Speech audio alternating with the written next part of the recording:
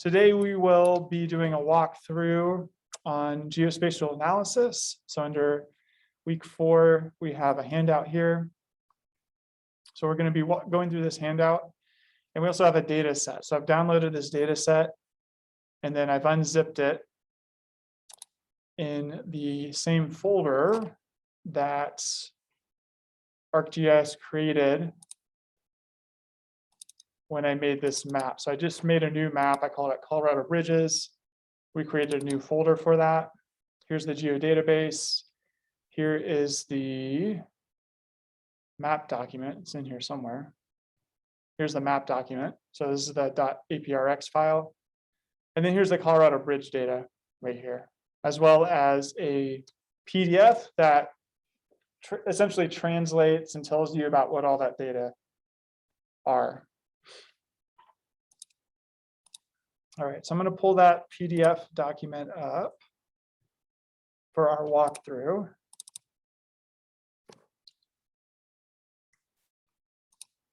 And we'll be examining the Federal Highway Administration's National Bridge Inventory Program for Colorado. Now, this program is fairly comprehensive. I'm not going to say there's 100% of all bridges in Colorado are in it, but they do a really good job. It's been around for a couple decades, I think. And we're going to be working off of this CSV file. So this is a table that I've downloaded for Colorado from this inventory from 2019. And then we have this manual, which is the PDF in that zip file, which tells you about all the codes and how to translate them. This is basically the metadata behind that table. All right, so first we're going to open this database in ArcGIS.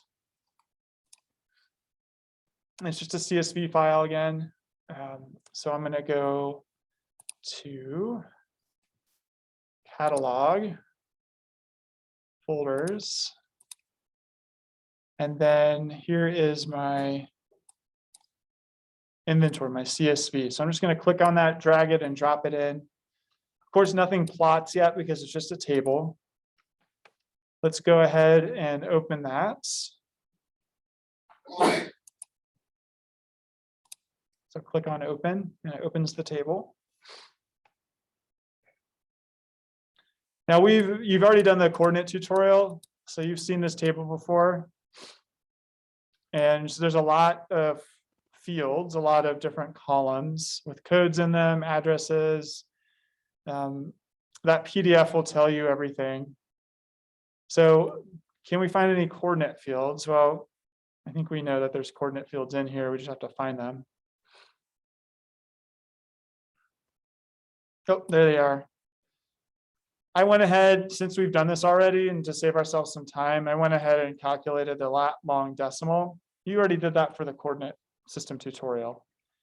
What we did was we took the degrees, and then we added the minutes divided by 60 and the seconds divided by 3600. And that's what gave us these decimal points. Because we are in the Western Hemisphere, longitude is negative. If we're in the Eastern Hemisphere, longitude is positive. So I added a -1 or multiplied it by -1. All right, let's look at anything else. Item 19, detour length. Let's find that.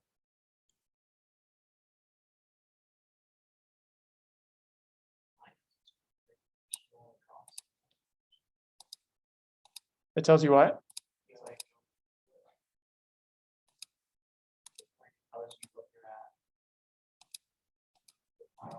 Oh, cool.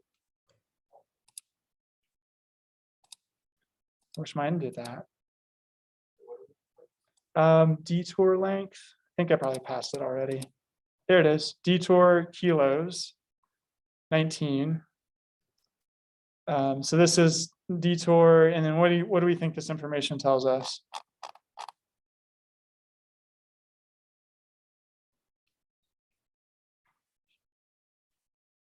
It's kind of a weird unit, but I'm assuming it's kilometers, right?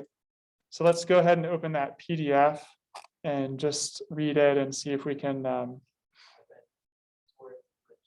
Yeah, detour if the bridge is closed. In kilometers.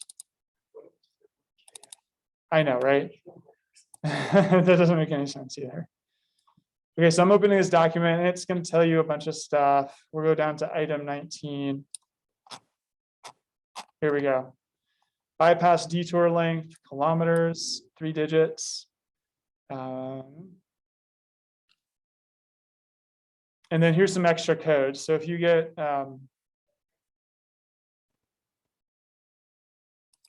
code of 0, it means it's no big deal. You can get around it. If you get a code of 199, it means it's at a dead end. So just some examples. Here's a 121 kilometer detour, just 121, 18 kilometer detour, 18. Okay. Let's go to item 22, owner. So here's just a bunch of codes here. We have 1, 2, 66. Let's go look down. What I did is I copied from the manual different codes. So owner, we have 1 is state highway, 2 is county, state and local toll authorities. So what I did is I highlighted anything that's state or local. Everything else is private, national or federal, right? Tribal, something like that, or private. So I highlighted these codes as just state and local because we'll be doing an analysis with that in a little bit. Item 27, you're built. All right. If I double click on a field header, it will sort it for me. And you can sort ascending or descending, just double click again, and it'll make it descending. So oldest bridge we have is 1887, newest bridge 2018. Again, this database is from 2019. And then the last one is item 67, structural evaluation. Let's go read about that. Item 67, I copied this table out of that PDF. So we've got these codes. 0 means the bridge is closed. 9 means that it's in good shape and it has a lot of traffic on it. A 3 and a 2. And it says anything less than 4 requires corrective action. This is less than 4 and requires replacement. So these are bridges that are really struggling. All right, so let's look at what we're going to do today.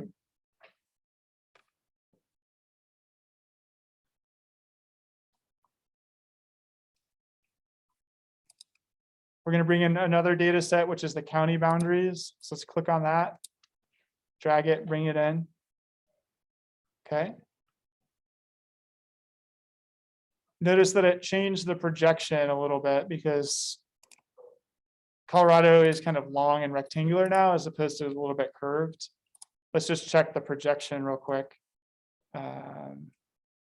Properties, source, spatial reference. So these data are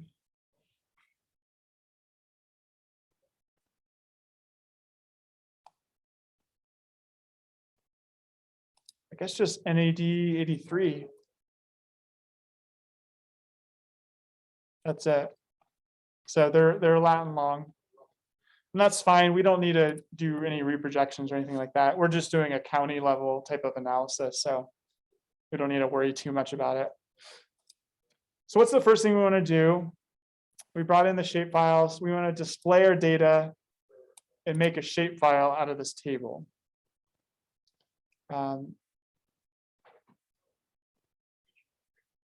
Yep. Right click, display XY data.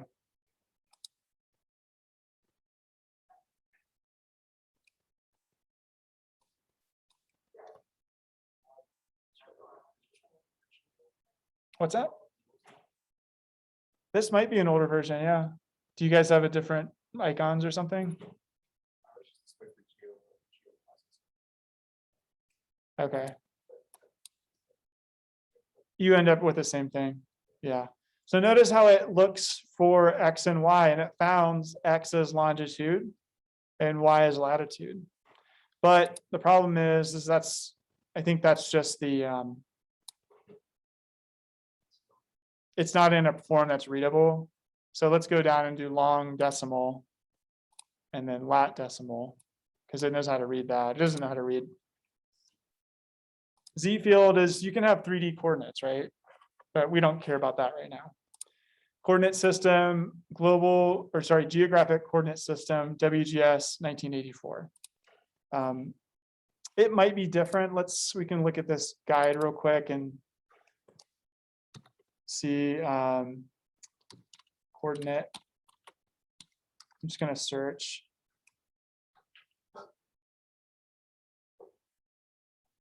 Does it tell us what it doesn't tell us what the geographic coordinate system is. So we're going to assume that these are people out there with a GPS unit and they take a GPS point. And we'll learn and when we get into GPS in a couple of weeks that the default coordinate system for GPS is always WGS 84. Every GPS system by default uses that geographic coordinate system. So we'll leave that, press OK. And why is that? Why do we want a WGS 84 as opposed to NAD 83 for a GPS unit?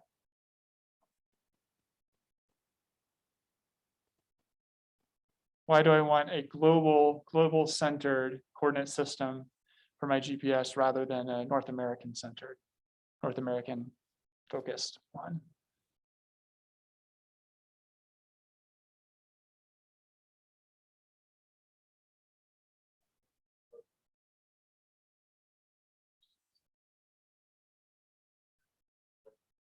It's just that, these GPS units are made to be distributed globally, right? So my iPhone made in China probably was designed to go anywhere. So we stick with a global coordinate system for that reason. Okay, so I did the XY data. Here's my data or my points that are plotting here.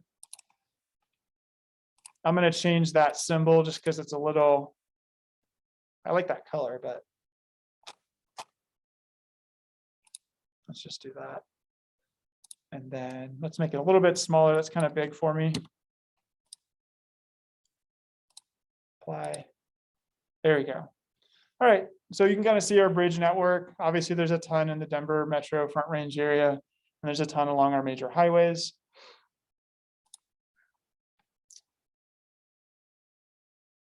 So now we've got these data displayed. Let's do some actual queries and some spatial analysis. So what I want to do is, what we're going to do is basically by county. Well, first we're going to sort these. We don't care about the bridges that are in good shape. So we're going to look at some bridges, and we don't care about bridges that are federal, right? So let's do some queries and kind of select this data so that we end up with a smaller data set to work with. And so I'm interested in only state and locally owned bridges that are in poor structural condition or shape. All right, so how to do that? Right click on that shape file and then go to definition query. Somewhere on here. Actually, it's under properties, sorry. Here we go. Properties, definition query.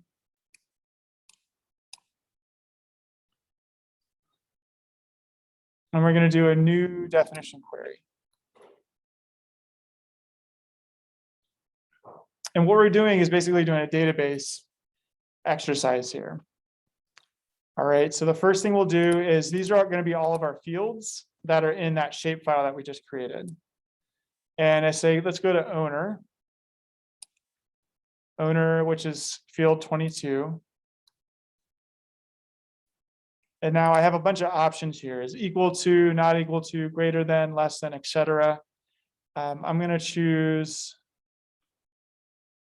includes the values. includes values. And then now I get to check which ones I want to include. So the owner, remember we went back and we said 25 and smaller, and then 31 and 32. So let's start with 25 and work our way down. These were state and then local bridges. And then 31 and 32. I don't see 31, but I do see 32. Okay, now I'll just click outside. Okay, so this will select all of the bridges that are state and locally owned, and we'll go back and just double check that over here. State highway all the way to local agencies, and then state and local toll authorities.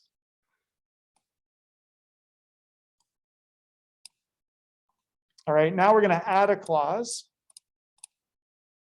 And we're going to say and when I say and, this means it has to be both state and local ownership and poor condition, whatever conditions we select. I could do or, and it would say, give me all the state and locally owned bridges or all of the ones that are in poor condition. And I would get a bigger selection, right? Because it wouldn't have to be both of those things. So that's an important thing to remember. So let's go to structural evaluation 67.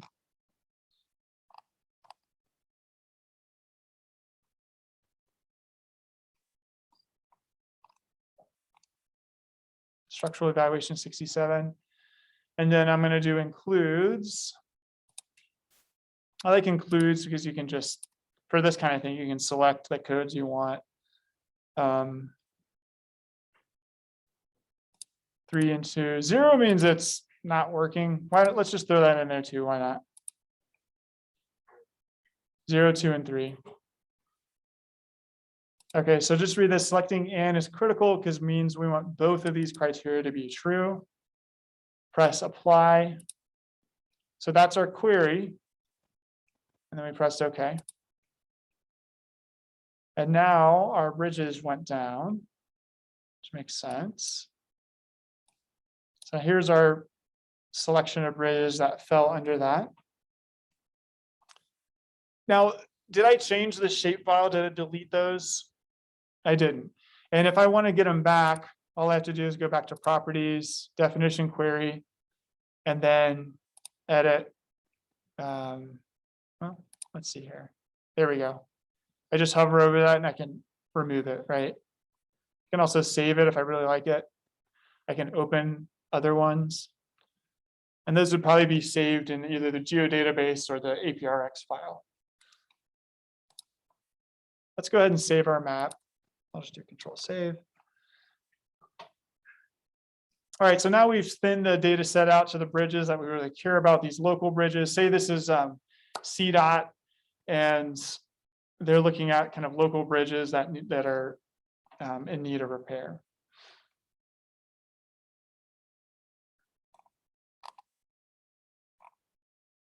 Okay, so here's just what that definition query looks like. Here are the results. Now what we're going to do is combine the bridge inventory data with the county data. And we're going to do that by using what's called Spatial Join. So we talked about joining attribute tables before, where you bring in a table and you have a common code between the table and the shapefile, and you can connect additional data to your shapefile and make that data geographic. So say I had a table or a shapefile of all the bridges, but it was pretty basic, and then I wanted to bring in the bridge inventory data, which didn't have coordinates. If I had like a bridge code in my shapefile and a bridge code in my inventory table, I could do a join and they would connect. But now we're going to do a spatial join. So let's go under geoprocessing.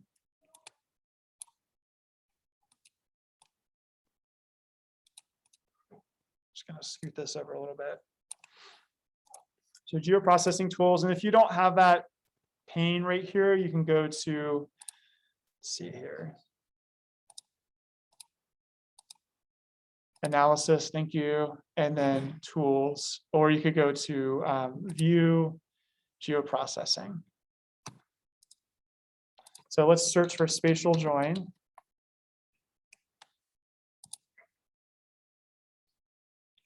All right, so our target features are going to be the shapefile we want to join information to. So that would be the county boundaries. The join feature are the shapefile that we want to bring data from. And what a spatial join does is it doesn't combine shapefiles, but it brings the attribute table of one shapefile over to another. And so the target feature is going to receive the attribute table from the join feature. And you can tell it how to do the join. And let's just double check that. Let's see, leave all of the parameters default to public feature join.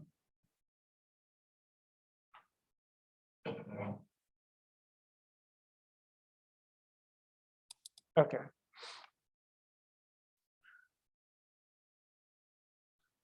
I think we want to do join one to many. Oh, let's just leave it. Let's leave it 1-to-1 and just see what happens. I can't remember exactly how this plays out.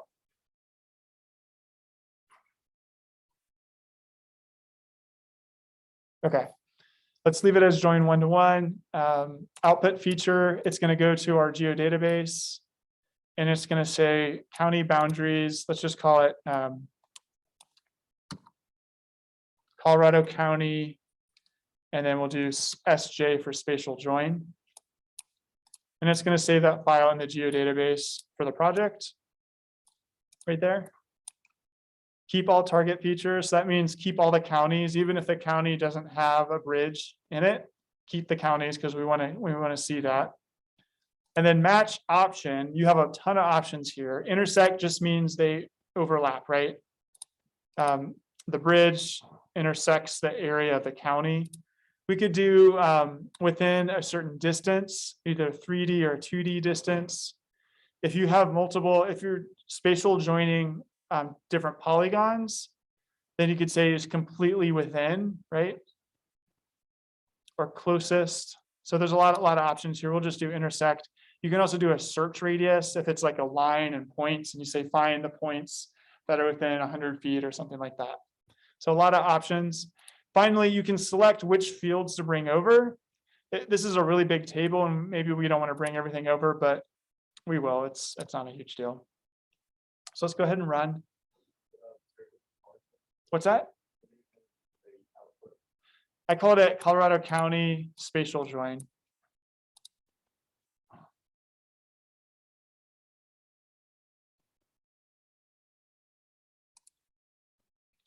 All right, so here's my new file. I'm going to uncheck the old one. Here's my new one. And let's go to attribute table.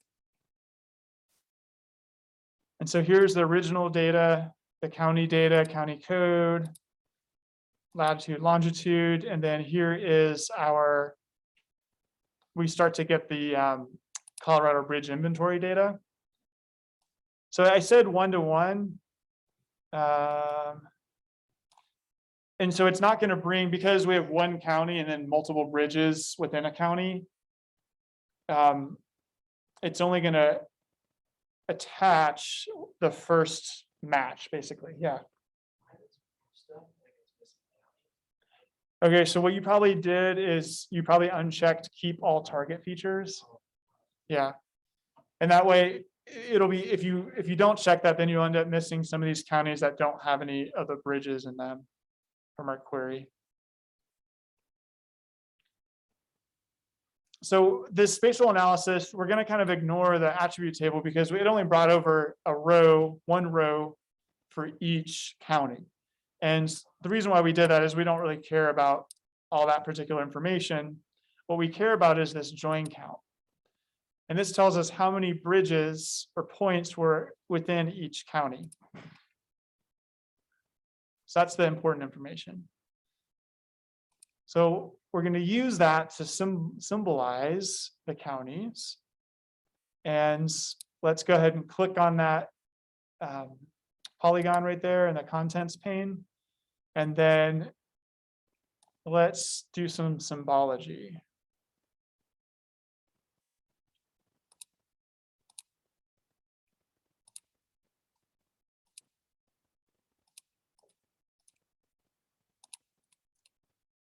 There we go. So symbology, I just had to click a back arrow to get to it. And it says primary symbology, single symbol.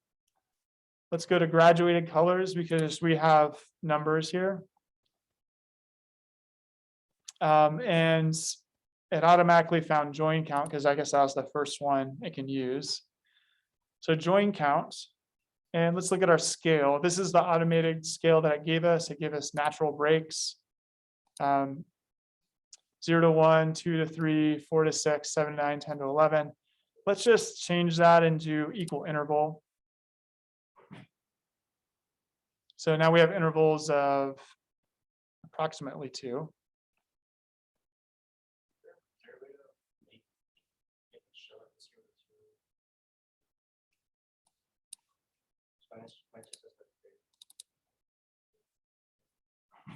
You mean this over here?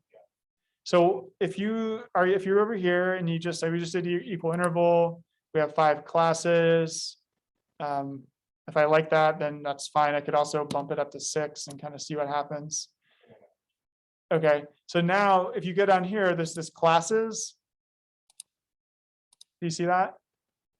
So it says upper value, and you can just change that. Okay, there's no decimals here, right? So upper value, let's do 2, 4, 6, 8,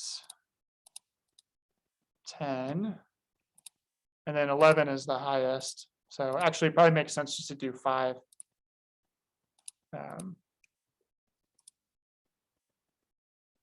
I can right click on a row and remove it.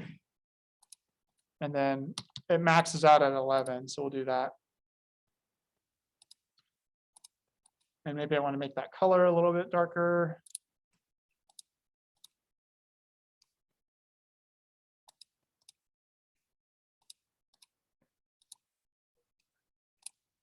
There we go. Let's make that color a little darker, kind of saturate it, or make it a shade grayer. Okay, so once you can kind of start with a method, equal interval, whatever, and then you can go into this and change it how you like it. Now the label is anything you want it to make, okay? It'll give you an automatic label, and this actually lines up with what we did. So you can change that label. If it's not showing 0 to 2, you can go in there and change it to whatever you want, right? And that's just text that it'll display over here. So that's important to know for your legend. If you make a legend and you want it to look nice, because sometimes it'll say 0 to 2.000001 or something like that, and you don't want that in your legend. So you can come back and change it here. Maybe you want to change the color scale and do something a little more gentle on the eyes. I like that one.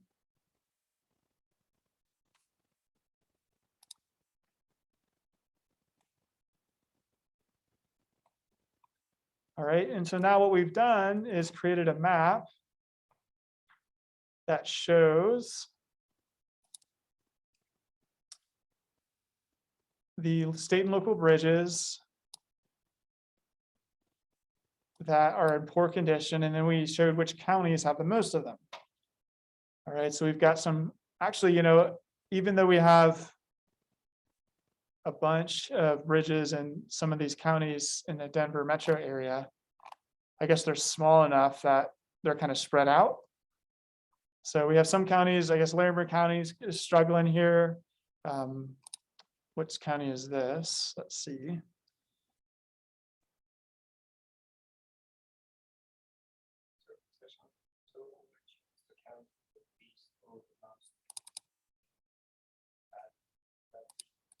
Yeah, exactly. Oh, there it is, Los Animas County. And these are arbitrary color schemes, right? If I think 9 to 11 is bad, I could also say, well, anything above 5 is bad, so I could change my color scheme to show that, right? Let's quickly go ahead and make a layout. So insert new layout. We'll do landscape. What's that? Okay, so insert new layout, landscape, and then I'm going to do a map frame. I don't know what default extent is, so I'm just going to pick this one because it's based on where we were zoomed in the last time over in the map. And then I'm going to create 1/2 inch margins so I can kind of drag this cursor over to right about 1/2 inch and bring it over here to 10.5 and 1/2 inch. Okay, I want to center it. So I'm going to right click and then activate. Zoom in a little bit. I zoomed in with my scroll wheel and I went too far. So I can do some fine adjustments down here in the scale bar. I'm going to cross these attribute tables. I don't need those right now. So my scale bar, it's at 2.5 million. That's too far zoomed in. So I'm going to go to 3 million. That'll zoom out. Let's do 3.5 million. There we go. That's pretty good. If I don't like that base map, I can go over here and choose a different one. Let's just do, oh yeah, I like this. Let's keep it simple, light gray. That'll be nice. Okay. And then let's go ahead and add a legend.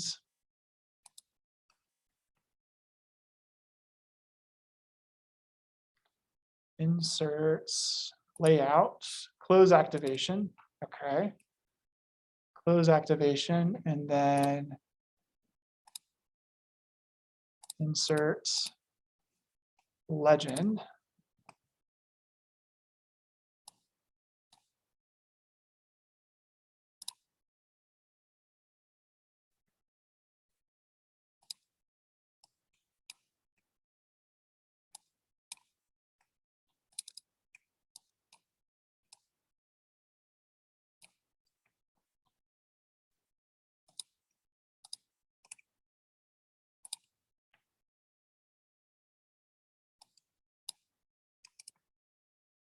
All right, legend's not plotting, so let's go ahead and see what's going on.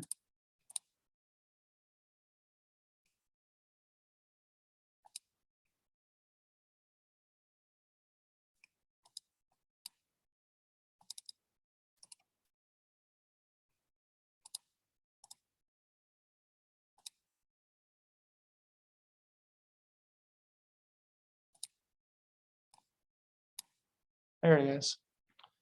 Didn't plot the first time for some reason. Okay, so this legend has a bunch of stuff in it. I'm going to move, let's see here. I'm going to move some stuff around. So you can change, you can select what you want to show and what you don't want to show over here. So I just went to the layout and then I expanded the legend item here. I'm going to move the bridge inventory down just because it looks a little bit funky up there.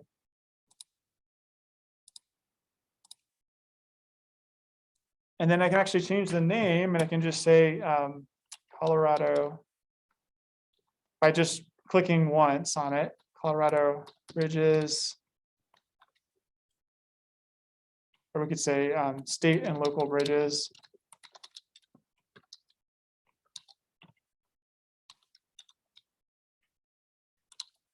Poor condition, something like that.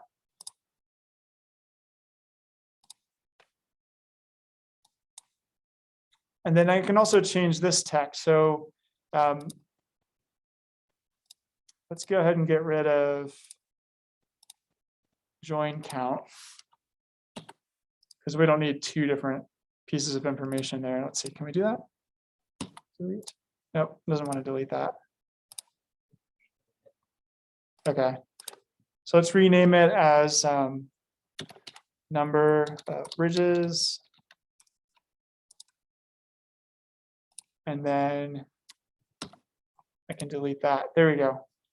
So I actually just deleted the name in this layout scheme so that I didn't repeat it.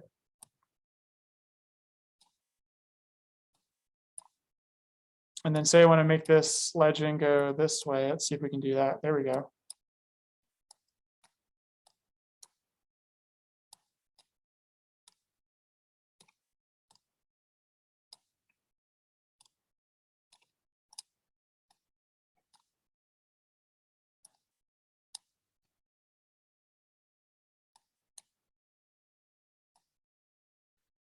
You can change the legend however you want it. I was trying to make it a little bit horizontal, but that was kind of wonky. If you make it too small, and you might see these dot in red, that just means it's not plotting all the information. So if you expand it, it'll do that for you. And let's see here. I selected that legend item, and I can come over here and change the borders and all that stuff. So right now, all the stuff is right on the border. So I can make a gap, and that'll give it some more spacing.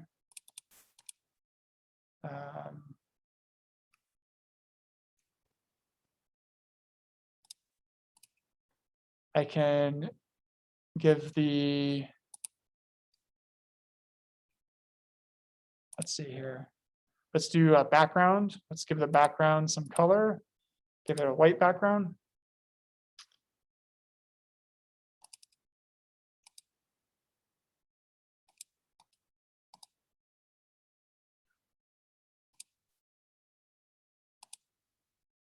There we go. So that's nice. I can also give it a border, and we'll make the border black. And we'll make the border match with that 0.1 inch spacing. There we go. And then I can insert my north arrow.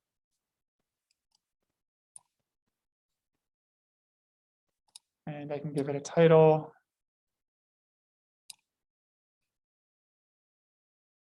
By doing that text.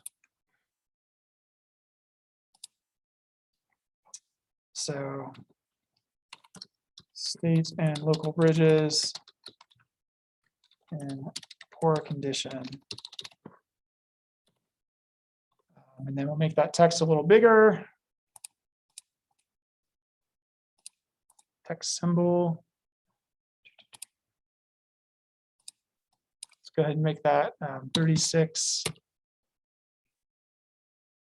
and bold.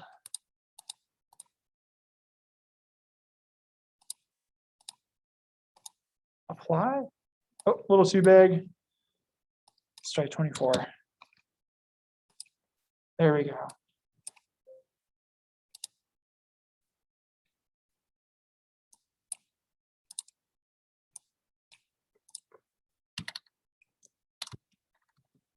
I want to move it around. Sometimes clicking is hard in Arc because it's going to select different things. If you select something, you can do Shift and arrows to move it around. You can also do Control, and that'll move it a little bit at a finer level. Let's bring this down here. Bring that north arrow and put it in our legend box. It's a state. We don't necessarily need to put a scale in there, but you can if you want. And then if I think this projection's a little funky because it's stretching Colorado out in a weird way, I can go back to map, right click on map, properties, coordinate system. And right now it's N8083. Let's try WGS 84. No, that stretches it out in a funny way. I can actually choose a projected system just to plot it differently. Let's do Colorado. Actually, let's just do UTM 12N.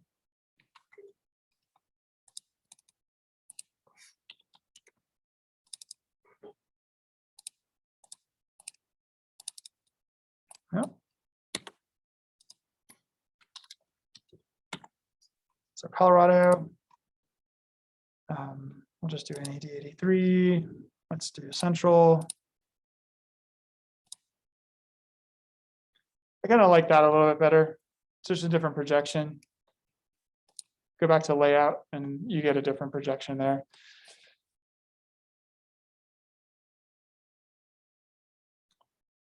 We'll save it. And now we have our map of our bridge inventory. So we use Spatial Join. We used a definition query. If we want the bridges to pop a little bit better, right now I have that hollow symbol. Let's see if we want to change that. Go back to gallery.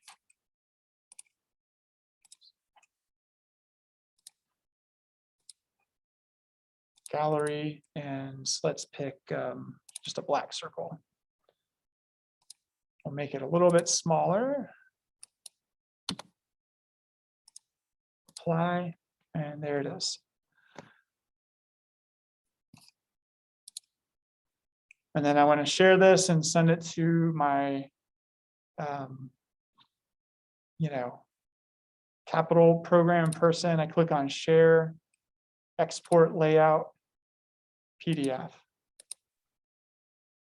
And then I can say where to put it. I can say, what kind of resolution do I want? Embed fonts, that kind of thing.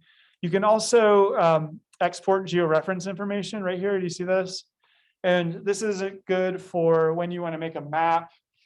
And so you have a tablet or something, and a program like Avenza Maps, for example, will plot your position within a georeference PDF map. So you could have this map, and it's not going to be super helpful at a state scale, but say you were to do a site scale type of map, you could bring it in and plot it and plot your position within the map, within the PDF map, using some sort of app like Avenza.